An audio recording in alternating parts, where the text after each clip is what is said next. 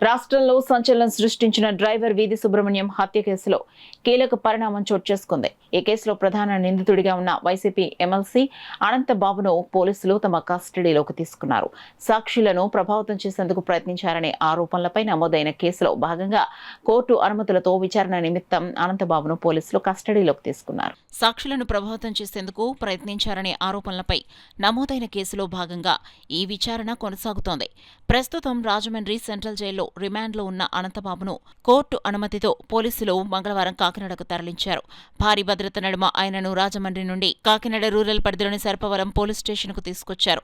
సాక్షులను బెదిరించడం, ఆధారాలను తారుమారు చేసేందుకు ప్రయత్నించారనే అభియోగాలపై లోతుగా విచారించాల్సిన అవసరం ఉందని పోలీసులు కోర్టును కోరారు. దీనికి స్పందించిన మొబైల్ కోర్టు అనంతబాబును 24 గంటల పాటు పోలీస్ కస్టడీకి అప్పగిస్తూ ఉత్తర్వులు జారీ చేసింది. తుని రూరల్ సీఐ చెన్నకేశ్వరరావు ఆధ్వర్యంలో అనంతబాబు విచారణ కొనసాగుతోంది. సాక్షులకు ఫోన్ చేసి బెదిరించినట్లు వచ్చిన ఆరోపణలపై పోలీసులు ఆయనను ప్రశ్నిస్తున్నారు. ఇప్పటికే ఆయన ఫోన్ను స్వాధీనం చేసుకున్న పోలీసులు కాల్ డేటా ఆధారంగా కీలక ఆధారాలను సేకరించే పనిలో పడ్డారు. కస్టడీ ముగిసిన అనంతరం బుధవారం తిరిగి ఆయనను కోర్టులో ప్రవేశపెట్టి రాజమహేంద్రవరం జైలుకు తరలించనున్నారు.